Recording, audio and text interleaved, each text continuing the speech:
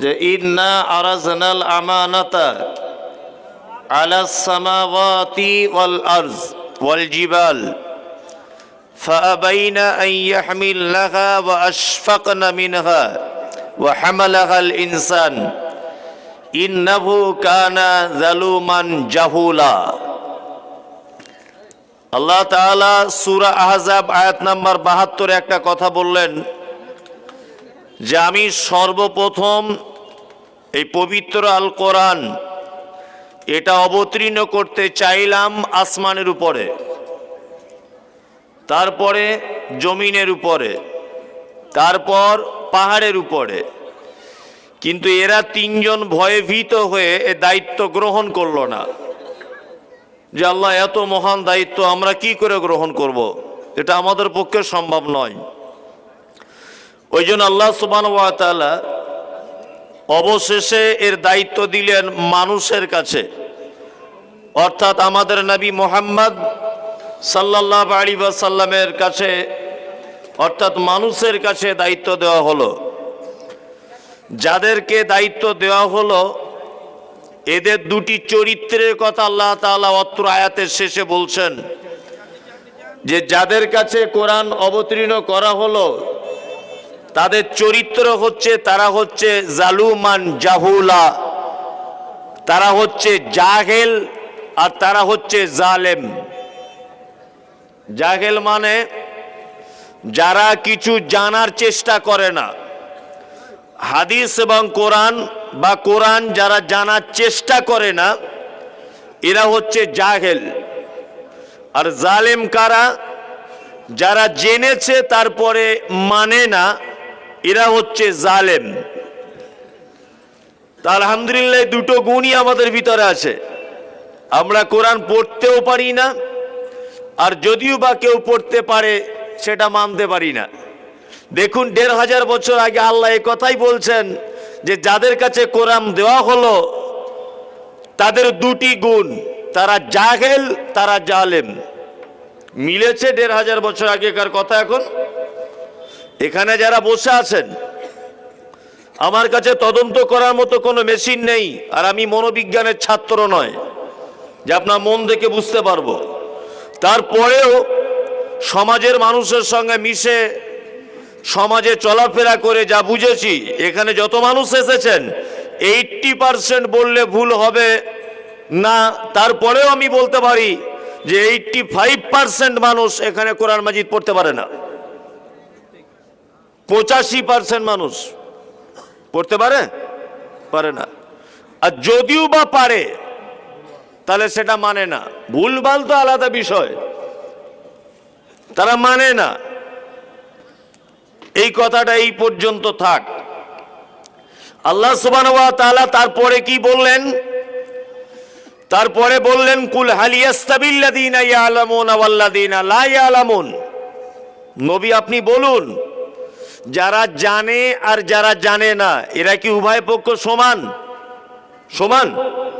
জানে না বলতে কি, ওইখানে তোর দাদির কবর ডালিম গাছের তলে 30 বছর ভিজায় রেখেছি 2 নয়নের জলে, এইটার ব্যাপারে কি আল্লাহ তাআলা বলতে চাইলেন? কি বলতে চাইলেন? হ্যাঁ, আল্লাহ তাআলা কি বলতে চাইলেন? হাট্টিমা টিম টিম তারা মাঠে পারে ডিম, তাদের খাড়া দুটি সিং, এই ব্যাপারে বললেন না। আল্লাহ নবীকে এটা বোঝাতে চাইছেন, নবী যারা কোরআন জানে আর যারা জানে না এরা দুজনা কি সমান? কখনোই সমান নয়। আল্লাহ অন্যত্তরে আবার বলছেন কুল হাল ইয়াস্তাবিল আমা ওয়াল বাসীর ওয়া যুলুমাতি ওয়ান নূর। আপনি বলুন, যা অন্ধ মানুষ আর চক্ষুওয়ালা মানুষ এরা দুজন কি সমান নয়। তার মানে যারা কোরআন মাজিদ জানে এরা চোখওয়ালা মানুষের মতো, যারা কোরআন মাজিদ জানে না এরা কি অন্ধ মানুষের মতো। উত্তর খুব ভালো দিতে পেরেছেন। এইখানে আমার দুটো একটা সামাজিক কথা বলে দিয়ে যাচ্ছি, খুব মন দিয়ে শুনবেন। আমি এখনো আলোচনা শুরু করিনি, এটা মজলিস তৈরি করছি। আল্লাহ তাআলা বলছেন যারা কোরআন মাজিদ জানে না এরা হচ্ছে অন্ধ। আমাদের পশ্চিম বাংলাতে নিজামিয়া মাদ্রাসা, খারেজি মাদ্রাসা যেগুলো বলে, এই চাঁদা টাঁজা তুলে চলে, এরকম মাদ্রাসা কত জানা আছে? প্রায় ৯,০০০ থেকে ৯,৫০০ মাদ্রাসা আছে। এটা আমি ডাক্তার জাকির নায়েকের একটা বই থেকে পড়ে বলছি, তা সত্য মিথ্যা জানি না, তবে বইটা উনি লিখেছেন আজ থেকে মনে হয় 10 থেকে 11 বছর আগে। এখন আরো বাড়তে পারে, কমতে পারে, ওটা আমার জানা নেই। ধরে নেন 10,০০০ রাউন্ড ফিগার। এই 10,০০০ মাদ্রাসা গোটা পশ্চিম বাংলাতে আছে। এই মাদ্রাসাগুলো দেখবেন দীপ দীপ দীপ দীপ করে জ্বলছে, জ্বলছে না? দীপ দীপ করে। আজ থেকে 3 বছর আগে একটা মিশন তৈরি হয়েছে। প্রথমে হয়েছিল 1 তলা, 2 বছরে দেখবেন তার বিল্ডিং হয়েছে 4 তলা। আচ্ছা বলুন তো কারণ কি? কারণ কি?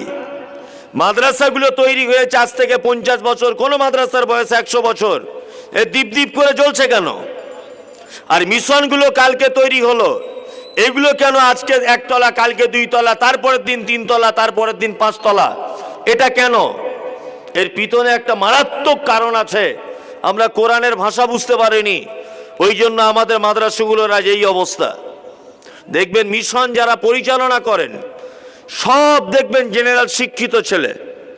শিক্ষিত ছেলে নয়, শিক্ষিত ছেলে। কোন মিশন পরিচালনা করে মাদ্রাসার কোন মৌলভী সাহেব বা মসজিদের কোন ইমাম দেখেছেন? না, ওগুলো পরিচালনার দায়িত্বে থাকে জেনারেল শিক্ষিত ছেলেরা।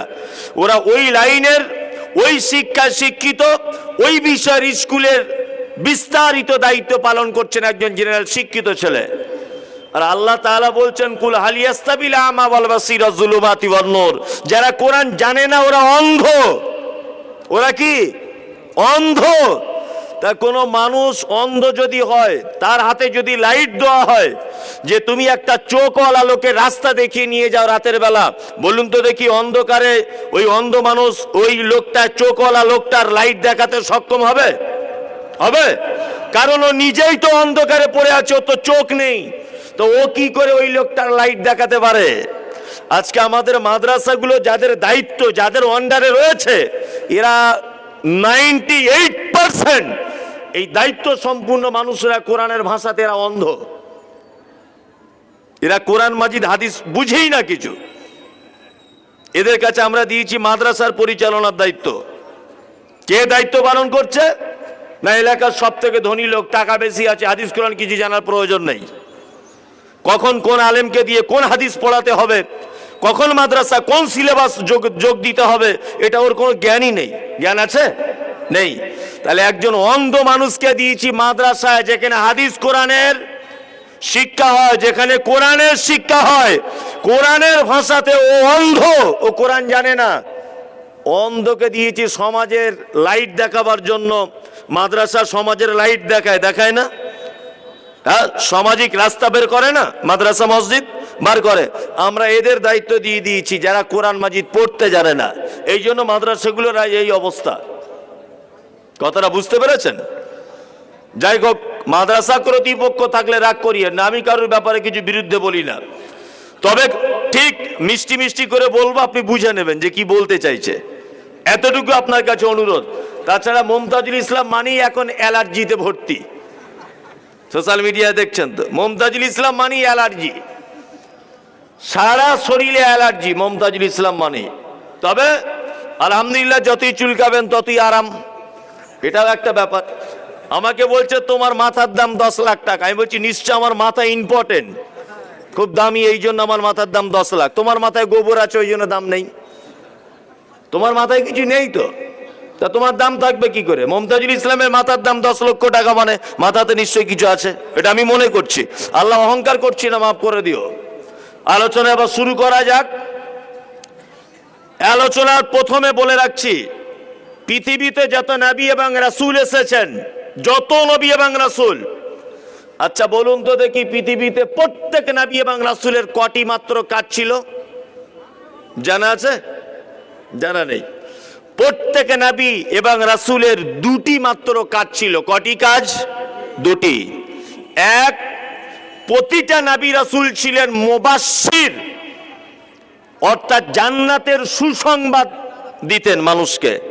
আর প্রতিটা নবী ছিলেন মুনজির, এবং জাহান্নাম থেকে ভয় দেখাতেন মানুষকে।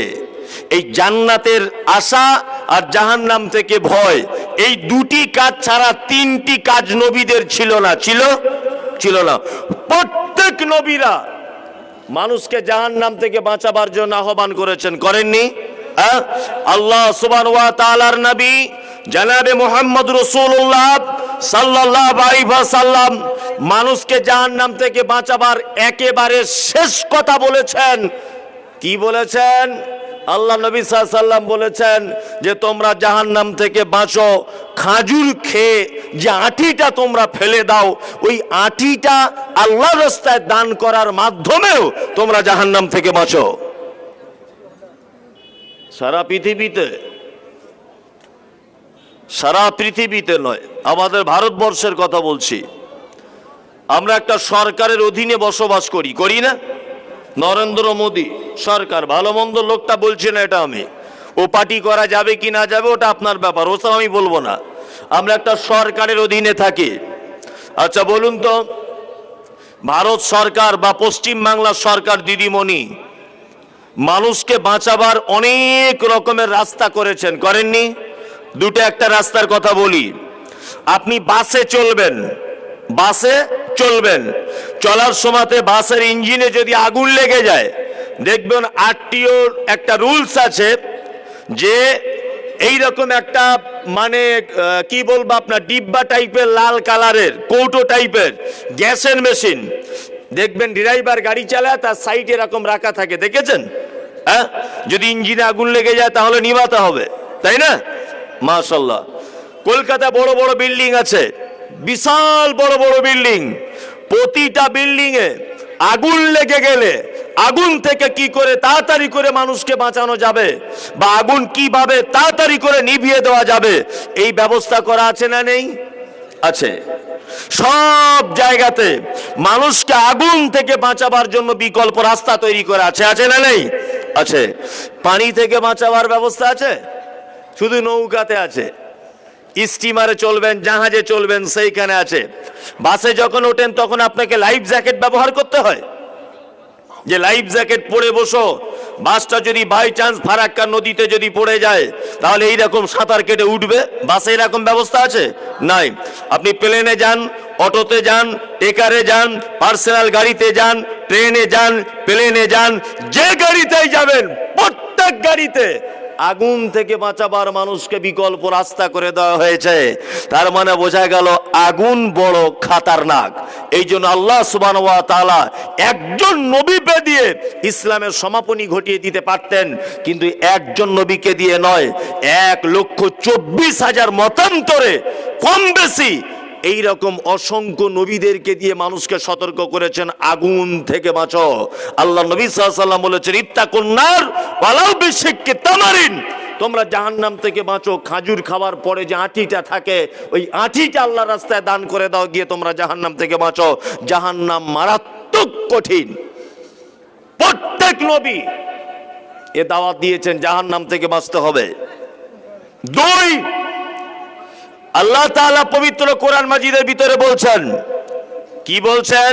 ইয়া আইয়ুহাল্লাযীনা আমানু, তোমরা যারা ঈমান নিয়ে এসেছো, কু আনফুসাকুম ওয়া আহলিকুম নারা, তোমরা যারা ঈমান নিয়ে এসেছো তোমরা নিজে জাহান্নাম থেকে বাঁচো, তোমার আহাল পরিবারকে জাহান্নামের আগুন থেকে বাঁচাও। নিশ্চয়ই ওয়াকুদুহান নাস ওয়াল হিজারাত, যার ইন্ধন হবে, যার জ্বালানি হবে মানুষ আর পাথর। মানুষ আর কি? পাথর। তাহলে আল্লাহ নিজেকে বাঁচতে বললেন প্রথমে, যে তুমি জাহান্নাম থেকে বাঁচো। তারপরে কি বলছেন? তারপরে বলছেন তোমার বেটা বেটি ইত্যাদি সবাইকে জাহান্নামের আগুন থেকে বাঁচাও, তাই তো? তা জাহান্নামের আগুন থেকে কেমন করে বাঁচাবেন? কেমন করে বাঁচানোর তো একটা পথ এবং পদ্ধতি আছে। হ্যাঁ, জি, জাহান্নামের আগুন থেকে বাঁচানো মানে এটা নয় যে আপনার ছেলেকে আপনি হাত ধরে টেনে ধরে রাখবেন, এটা নয়। জাহান্নামের আগুন থেকে বাঁচানো মানে হচ্ছে আল্লাহ যেটা করতে বলেছে সেইটার দিকে আপনার ছেলেকে আর উৎসাহিত করা, আল্লাহ এবং তার রাসূল যেটা থেকে নিষেধ করেছে সেইটা থেকে আপনার বেটাকে টেনে ধরে রাখা, সেই জায়গা থেকে আপনার বেটাকে সরিয়ে আনা, এর নাম হচ্ছে জাহান্নাম থেকে বাঁচানো। আপনার পরিবারের ব্যাপারে কথা বলা হচ্ছে, জি, আপনার পরিবারকে জাহান্নাম থেকে বাঁচাও। এবার একটা কথা বলি, পরিবার কাকে বলে এটা আপনার জেনে রাখা ভালো হবে। এমন একটা ঘর যে ঘরে আপনি থাকেন, আপনার স্ত্রী থাকে, আপনার বেটি থাকে, আপনার মা থাকে, আপনার বেটা থাকে, আপনার স্ত্রী থাকে, এই রকম একটা ঘরকে পরিবার বলা হয়েছে। জি, আপনার পরিবারকে সর্বপ্রথম কোন ব্যাপারটা দিয়ে আপনার পরিবারকে জাহান্নাম আগুন থেকে বাঁচাবেন, তাই এটা বলতে গিয়ে আমি খুব সংক্ষিপ্ত আকারে একটা মহান মানুষের নাম আপনাদের কাছে বলছি। ওনার নাম হচ্ছে লোকমান হাকিম। নাম শুনেছেন? হ্যাঁ, এ কি নবী ছিলেন? না। খিজির আলাইহিস সালাম নবী ছিলেন? না। লোকমান নবী ছিলেন না, তবে তিনি কি ছিলেন? তিনি ছিলেন হাকিম, অর্থাৎ প্রজ্ঞাময় জ্ঞানী মানুষ ছিলেন। আল্লাহু আকবার। বাড়ি কোথায় লোকটার? না, লোকটার বাড়ি হচ্ছে ওই আপনার দক্ষিণ আফ্রিকাতে হাবাসা বলে একটা শহরে ওনার বাড়ি, যে শহরটার বর্তমান নাম হচ্ছে ইথিওপিয়া। এই ইথিওপিয়াতে ওনার বাড়ি। দেখতে খুব চওড়া ছিল, ঠোঁটগুলো খুব মোটা, কালো কুচকুচে দেখতে, বেটে সাইজের লোক ছিল। নাম হলো তার লোকমান। আল্লাহ এর উপদেশটা, মানে লোকমান হাকিম তার বেটাকে উপদেশ দিচ্ছেন, সেই উপদেশটা কোরআন মাজিদের ভিতরে লিপিবদ্ধ করে দিয়েছেন। এক নম্বরে উপদেশ দিচ্ছেন লোকমান হাকিম তার বেটাকে, ওয়াইজ ক্বালা লুকমান আলী ইবনিহি। লোকমান হাকিম তার বেটাকে বলছেন, বেটা, অহুয়া ইয়াইজুহু ইয়া বুনাইয়া লা তুশরিক বিল্লাহ ইন্নাশ শিরকা লাযুলমুন আযীম। বেটা, জাহান্নাম থেকে যদি বাঁচতে চাও সর্বপ্রথম শিরক থেকে বেঁচে থাকো। শিরক হচ্ছে পৃথিবীর সবথেকে বড় পাপ। সবথেকে বড় পাপ কি? শিরক। এইবার আপনাকে আমি মূল আলোচনা শুরু করে দিচ্ছি, শুনে নেন। শিরক কাকে বলে? শিরক মানে জানেন? কেউ বলছে আল্লাহর সাথে, আল্লাহ ছাড়া কাউকে সেজদা করা, কোথাও মানত মানা, তাই তো? একদম গোদা বাংলা যেটাকে বলে এইটা দিয়ে বুঝুন। শিরক মানে হচ্ছে আল্লাহর যে শক্তি আছে, আল্লাহর যে ক্ষমতা আছে, এই ক্ষমতা পৃথিবীর অন্য কারো আছে এটা মনে করা কি শিরক। হায়াতের মালিক কে? মওতের মালিক, রুজি রুটি দেওয়ার মালিক আল্লাহ, সমস্ত কিছুর মালিক কে? আল্লাহ, আল্লাহ, আল্লাহ। কিন্তু হুজুর যে এটা বোঝে না, হুজুর যে এটা বোঝে না, হুজুর যে বক্তব্য রাখতে রাখতে বলছেন, ও ভাইরা আমার, ও মায়ের আমার, কান খুলে শুনে রেখে দাও। বলছে ঘটনা কি ঘটেছে? বলছে ঘটেছে ঘটনা। কি ঘটনা? বলছে আমাদের কোন মুরিদ যখন মারা যায়, কবরে শুইয়ে দেওয়া হয়, কবরে মুনকার নাকির ফেরেশতা আসার আগে আমাদের পীর সাহেব কবরের ভিতরে চলে যায় মুরিদের কবরে, আর মুরিদের পক্ষে হয়ে ফেরেশতাদের সাথে মোকাবেলা করতে লেগে যায়। বলছে নারে তাকবীর, আল্লাহু আকবার। জোরে এই কথা কি আর এমনি লোকে বলে? গাঁজা খেয়ে বলতে হবে? এমনি বলা সম্ভব? হ্যাঁ, এই ক্ষমতা কার? কার? আল্লাহ সুবহানাহু ওয়া তাআলা। আল্লাহ ছাড়া কারো কোনো ক্ষমতা আছে এটা মনে করা যাবে? যাবে? যাবে না। সমাজে কোন কোন জায়গাতে অ্যালার্জি মমতাজুল ইসলাম, মানুষ যেটা শুনতে চাইছে ওটাই শোনালে মনে হয় ভালো হবে। আমি বুঝতে পারছি মানুষ কোন কোনগুলো চাইছে এখন আমার থেকে। কয়েকটা কথা আপনাদেরকে বলি, খুব মন দিয়ে শুনে নেন। শিরক এটা হচ্ছে মূল বিষয়। শিরকটা কি? মূল বিষয়। এর ভিতরে আরো কিছু ডালপালা আছে, ডালপালাগুলো আপনাদেরকে একটা একটা করে বলি। আমাদের বাজারে একটা শব্দ চলে, তার নাম ওলি। ওলি বলে না? আচ্ছা বলুন তো, আল্লাহর ওলি হওয়া খুব সহজ না খুব কঠিন? বলছে খুব কঠিন। মানে ওকে আর কি কঠিন করে বোঝানো হয়েছে। অলি হওয়া মানে ওই 30 বছর নদীর পাড়ে থাকতে হবে, বড় বড় গোঁফ হতে হবে, বইয়ের কাছে থাকলে হবে না, আর সারাদিন আল্লাহ আল্লাহ আল্লাহ এরম করে জিকির করতে হবে, তাছাড়া আল্লাহর অলি হওয়া যাবে না, বুঝলেন না? চারিদিকে গাঁজার কলকে নিয়ে বসে থাকবে লোক, আর নারী পুরুষ সবাই এসে পায়ে এসে নমস্কার করবে, তবে আল্লাহর অলি হওয়া যাবে। এটা আমাদের ধারণা দিয়েছে কি দেয়নি? উরি বাবা, আল্লাহর অলি, আল্লাহর অলিতে ঘোড়ার ডিম। আল্লাহর অলি অনেকে এইখানে বসে আছে। আল্লাহর অলি মানে আল্লাহর বন্ধু, আত্মীয়তার সম্পর্ক ভালো রাখবেন, জি, পরের জমি ফাঁকি দেবেন না, 5 ওয়াক্ত নামাজ পড়বেন, 1 মাস সিয়াম পালন করবেন, জাকাত ভালো করে বুঝে দিবেন, বন্ধুত্ব সম্পর্ক অটুট রাখবেন, সবাই পাড়া প্রতিবেশীর সঙ্গে মিলেমিশে থাকবেন, আত্মীয়তার সম্পর্ক অটুট রাখবেন, অবশ্যই আপনি আল্লাহর অলি। কি বলছি বুঝতে পারছেন না? আপনি কি আল্লাহর বন্ধু, তাই না? আল্লাহর বন্ধু।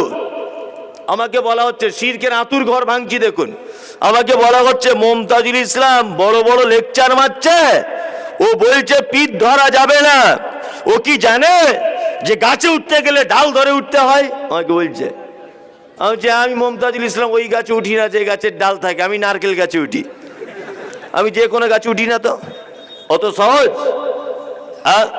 বলছে বিনা ওসিলাতে কি আল্লাহর কাছে পৌঁছাতে পারা যায়?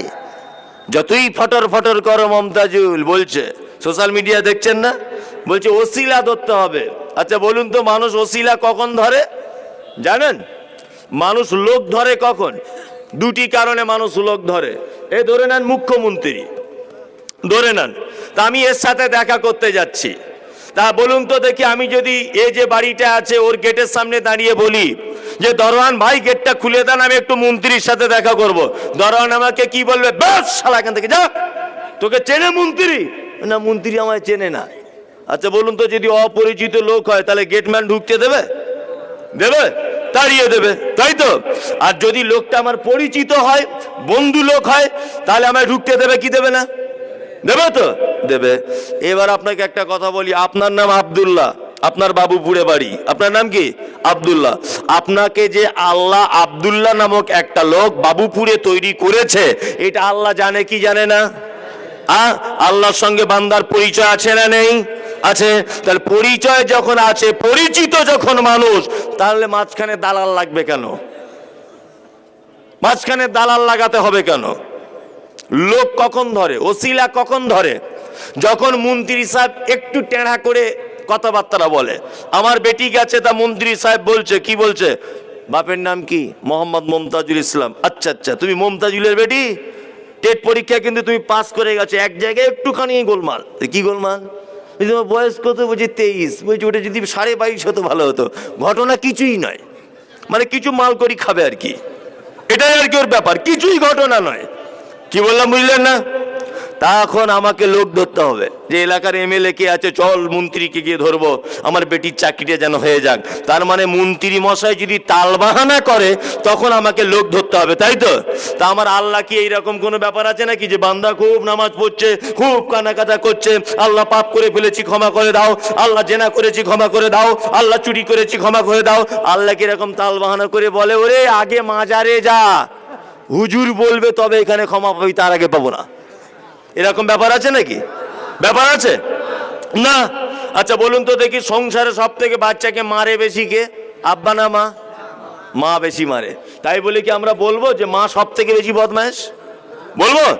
বলবো না। তা আল্লাহ মাঝে সাঝে আমাদেরকে খুব ভালোবাসেন, এই জন্য মাঝে সাঝে টুকটাক একটু বিপদ আপদ দেন। দেন কি দেন না? বিপদ আপদ হয় না? হয়। বাচ্চাকে তার মা খুব মেরেছে, কখন? সকাল 6টাতে। 10টার সময়তে বাচ্চাটা দুধ খাওয়ার প্রয়োজন, খুব খিদে পেয়েছে, বাচ্চাটা ভয়ে ওর মায়ের কাছে যাচ্ছে না, আস্তে আস্তে আস্তে আস্তে করে ওর দাদির কাছে গিয়ে বলছে, দাদি তোমার একটা কথা বলবো। বলছি কি বলো? বলছে একটু দুধ দাও না। তুই তোর মায়ের কাছে যা। বলছি না যাবো না, গেলে মারবে তো। সকাল 6টাতে মেরেছে, আবার মারবে, রেগে আছে মনে হয়। আচ্ছা বাচ্চা যদি তার দাদির কাছে যদি দুধ চায়, আর মা যদি এটা যদি দেখতে পেয়ে যায় যে আমার বাচ্চা আমাকে বাদ দিয়ে তার দাদির কাছে দুধ চাইছে, অরিজিনাল যদি মা হয়, কষ্ট পাবে কি পাবে না? কবে পাবে। তা আল্লাহ মাঝে সাঝে একটু একটু হয়তো বিপদ আপদ দেয়, তাই বলে ডাইরেক্ট মাজারে চলে যেতে হবে? আল্লাহকে ডাইরেক্ট বলা যাবে না। যদি মাঝখানে কোনো দালালকে ধরো, আল্লাহ রাগ করবে কি করবে না? করবে কি করবে না? অবশ্যই করবে। এর নামই হচ্ছে শিরক। শিরক বুঝতে গেলে আপনাকে আরো দুটো জিনিস বুঝে নিতে হবে। এক, তার নাম তাওহীদ। দুই, শিরকের পরে পরে আর একটা জিনিস বুঝতে হবে, তার নাম বেদাত। কি বলছি বুঝতে পারছেন? তাওহীদ যদি টিকতে না পারেন তাহলে শিরক হয়ে যাবে। তাওহীদ মানে কি? কিছুই বুঝে না এরা। তাওহীদ মানে কি? একত্ববাদ। কেমন একত্ববাদ? এই দেখুন, একত্ববাদ বোঝায় স্টেজে 10টা লোক বসে আছে, 10টা লোক। এই লোকটাকে আমি বলছি তুমি উঠে দাঁড়াও, এর পাশে যদি ওই লোকটা উঠে যদি দাঁড়ায়, আচ্ছা বলুন তো দেখি, তাহলে ওই লোকটা ভুল করলো না ঠিক করলো? ভুল করলো না? আমি দাঁড়াতে বললাম তো একে, লোকটা যদি ওর সাথে সাথে উঠে দাঁড়ায়, ভুল করবে কি করবে না? করবে, অবশ্যই করবে। এর নাম হচ্ছে তাওহীদ। তাওহীদ মানে দ্বিতীয় কোনো পক্ষ থাকবে না।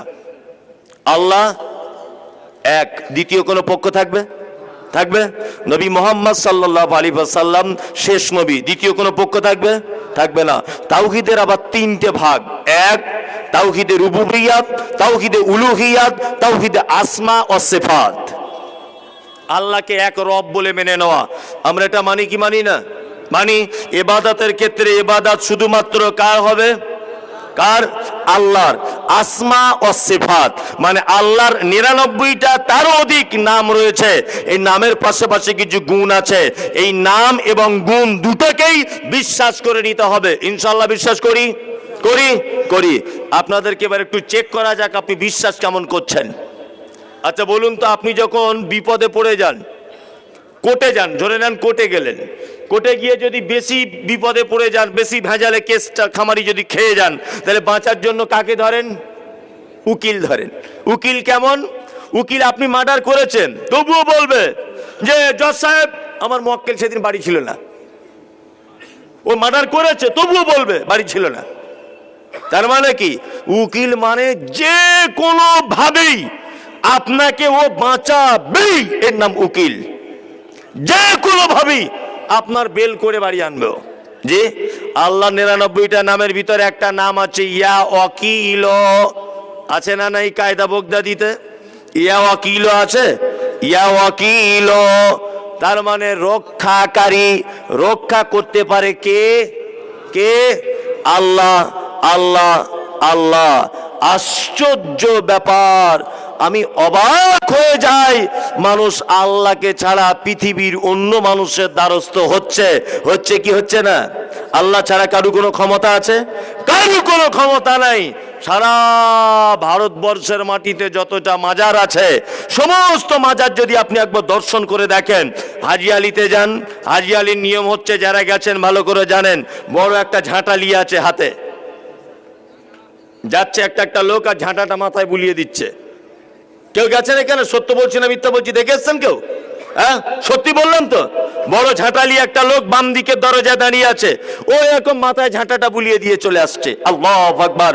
আর ওই যে সমুদ্রের এখানে যে রাস্তা করা আছে, ওই রাস্তাতে দেখছি অসংখ্য ভিখারি, কারো হাত নাই, কারো চোখ নাই, কেউ টেঁড়া, কেউ কুঁজো, সব লাইন দিয়ে দাঁড়িয়ে আছে থালা নিয়ে, আর বলছে কিছু কিছু করে দাও, লা ইলাহা ইল্লাল্লাহ মুহাম্মদ রাসূলুল্লাহ, আল্লাহর রাস্তায় কিছু ভিক্ষা দাও। হিন্দিতে বলছে, বুঝলেন না? আল্লাহর রাস্তায় কিছু ভিক্ষা দাও, লা ইলাহা ইল্লাল্লাহ মুহাম্মদ রাসূলুল্লাহ, আল্লাহর রাস্তায় কিছু ভিক্ষা দাও। আমিও গেছি হাজি আলিতে, মনে মনে ভাবছি, ওরে বাবা, পাগলা তো আর গাছে ধরে না। ফকির বুঝতে পেরেছে মরা মানুষের কাছে পাওয়া যায় না, ওই জন্য জ্যান্ত মানুষের কাছে থালা নিয়ে বসে আছে। আর এ শিক্ষিত মানুষ মাজারে যাচ্ছে সেজদা দিতে, আর মনে মনে ভাবছে ওইখান থেকে আমি সবকিছু পেয়ে যাব। এটা বোকামি ছাড়া আর কিছু? বলুন, আর কিছু? ভিখারি বুঝতে পেরে গেল মরা মানুষের কাছে কিছু পাওয়া যায় না, জীবিত মানুষের কাছে চাইতে হয়। অথচ হুজুর বুঝতে পারলো না। হুজুর ভাবছে যে চাদর চড়িয়ে দিলেই মনে হয় সব ঢং বেরিয়ে যায়। আশ্চর্য ব্যাপার।